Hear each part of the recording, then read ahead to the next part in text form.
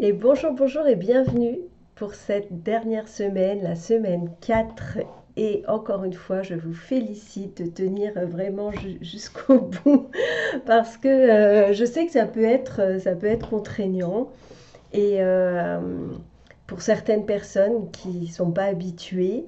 Mais en tout cas, voilà, si vous l'avez fait totalement ou en partie, bah, bravo, bravo, parce que voilà, je trouve que c'est très important de pouvoir réussir en tout cas à faire ce chemin à l'intérieur de soi pour se révéler et se sentir de mieux en mieux chaque jour, se sentir de plus en plus libre, de plus en plus en paix, etc.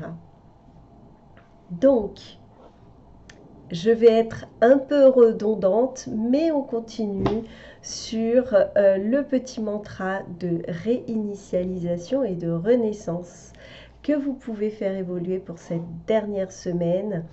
Donc, je crée une nouvelle vie qui respire la liberté, la paix et l'amour.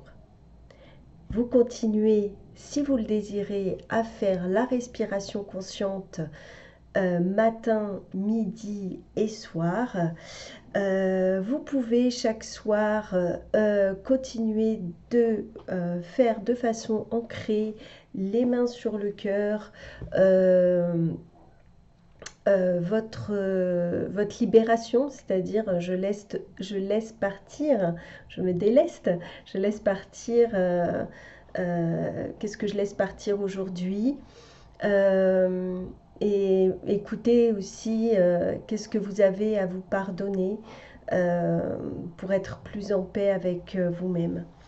Voilà, c'est la dernière semaine. Est-ce que vous avez réussi à vous délester de 3 objets inutiles ou plus qui étaient chez vous? Voilà, hein, je refais un petit tour. Ensuite, au niveau des émotions, donc est-ce que vous avez, alors déjà la première semaine, est-ce que vous avez réussi à maintenir cette maîtrise du mental grâce au mantra?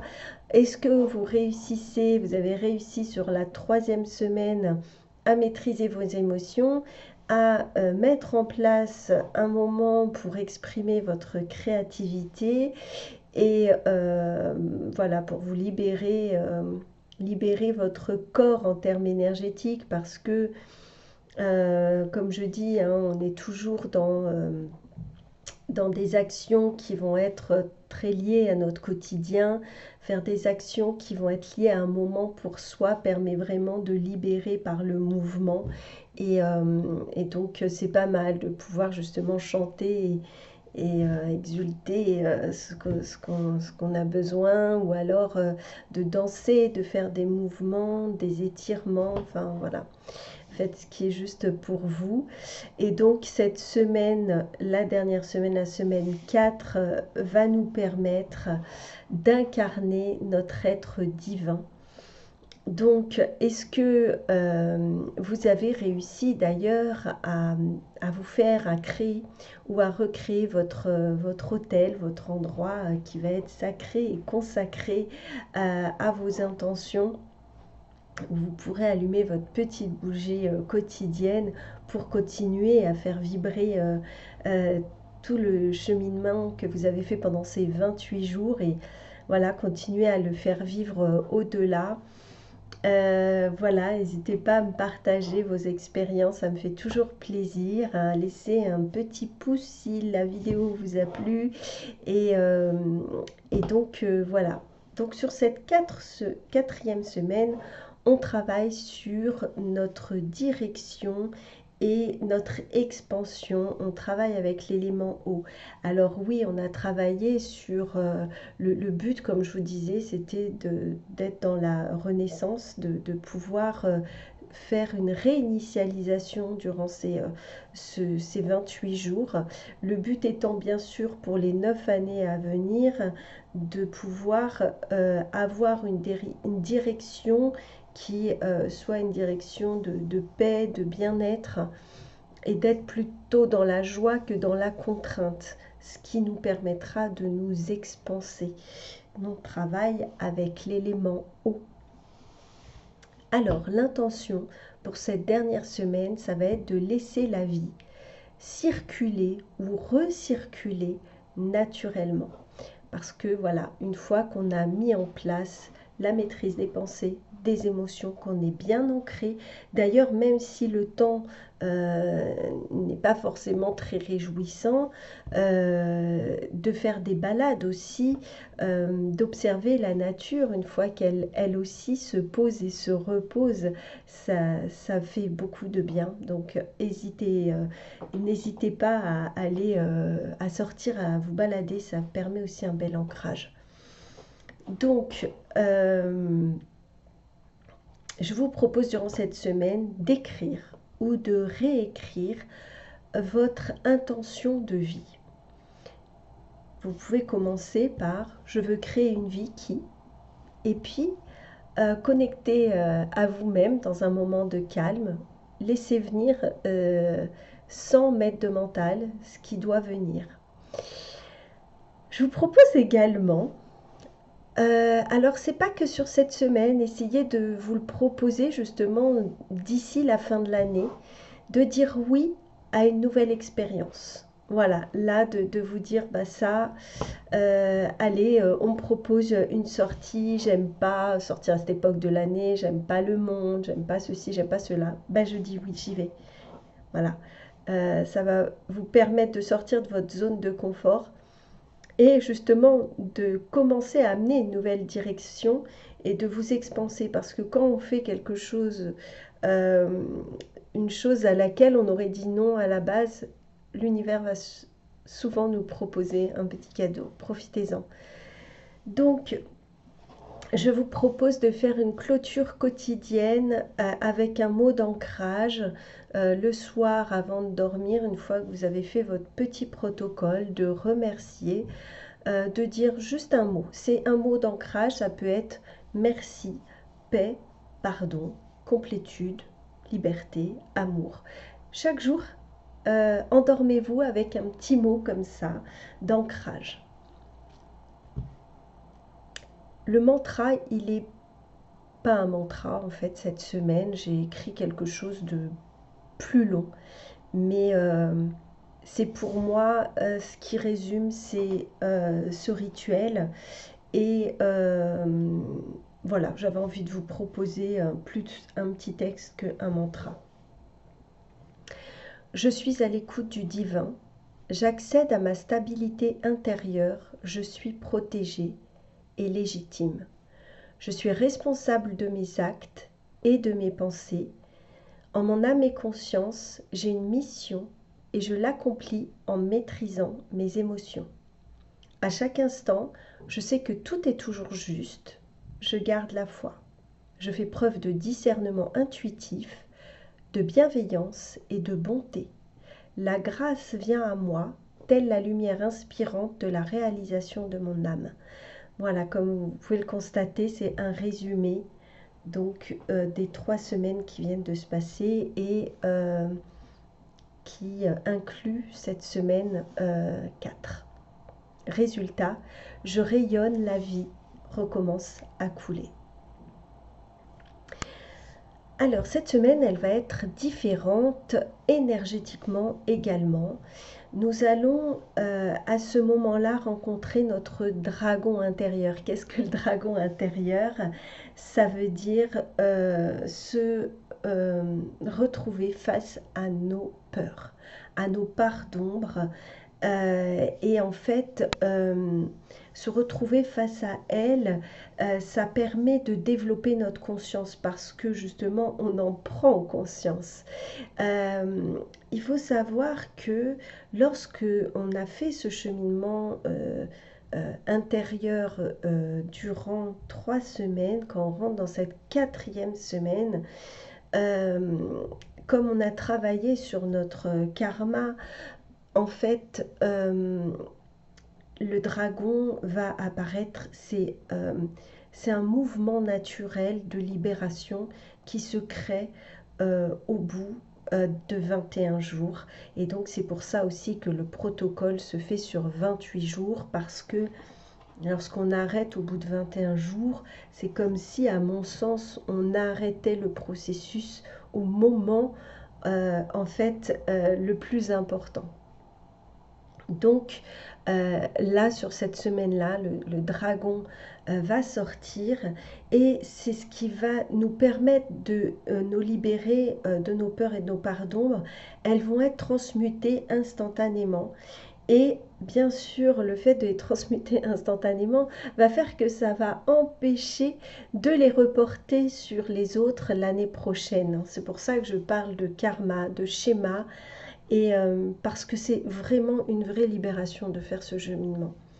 Donc, si vous continuez assidûment, vous risquez d'avoir effectivement des moments de mal-être, mais ayez de la gratitude quand ça va se passer parce que ça va être vraiment un moment où ce mal-être va être transmuté. Il va être transmuté si vous continuez à rester, si vous avez par exemple un moment de mal-être et que vous récitez votre mantra, et notamment le dernier que je viens de vous proposer, vous allumez une bougie et vous vous posez avec ce petit texte et vous allez transmuter instantanément, vous allez vous libérer, ça va vraiment vous faire beaucoup de bien.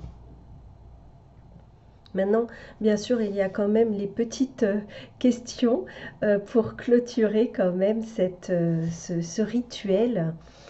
Donc, je vais vous les proposer maintenant. Donc, pour le dimanche, le souvenir, encore une fois, on retrouve notre identité pure, sans rôle ni masque, avec authenticité, pour incarner notre être divin.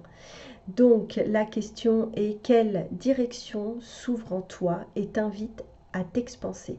Donc là, on va être vraiment posé, centré pour pouvoir répondre à ces questions. Mais si vous avez pris vraiment chaque semaine le temps de répondre à ces questions, vous allez voir que tout va venir naturellement et sans effort. Le lundi, la présence qui permet de désamorcer le contrôle et inviter la conscience tranquille, encore une fois, pour incarner cette lumière qui est venue illuminer le monde. On va se poser la question: quand tu es pleinement présent à toi-même, quel chemin t'appelle et te fait sentir que tu es vraiment détendu? Donc, pour le mardi, la clarté, écouter ton intuition plutôt que ton exigence. Et si chercher la clarté t'éloignait de ta véritable direction, celle que tu exiges de comprendre, en lui laissant de l'espace, qu'est-ce que ton intuition te murmure? Mercredi, l'abondance, sortir du manque et vibrer la sécurité intérieure. Bien sûr, quand on en arrive à un point où on est connecté à son être divin, on ne ressent plus de manque. Donc, on peut potentiellement sur cette semaine-là se rendre compte, grâce au jeûne, si vous l'avez continué également, que nous sommes libérés peut-être du sucre, peut-être de certaines habitudes alimentaires qu'on pouvait avoir. Et donc là, restez sur cette voie et vous verrez que vous allez vraiment vous sentir de mieux en mieux dans votre corps et dans votre esprit. Lorsque tu sens ta sécurité intérieure, vers où es-tu invité naturellement à aller? Le jeudi, l'amour de soi.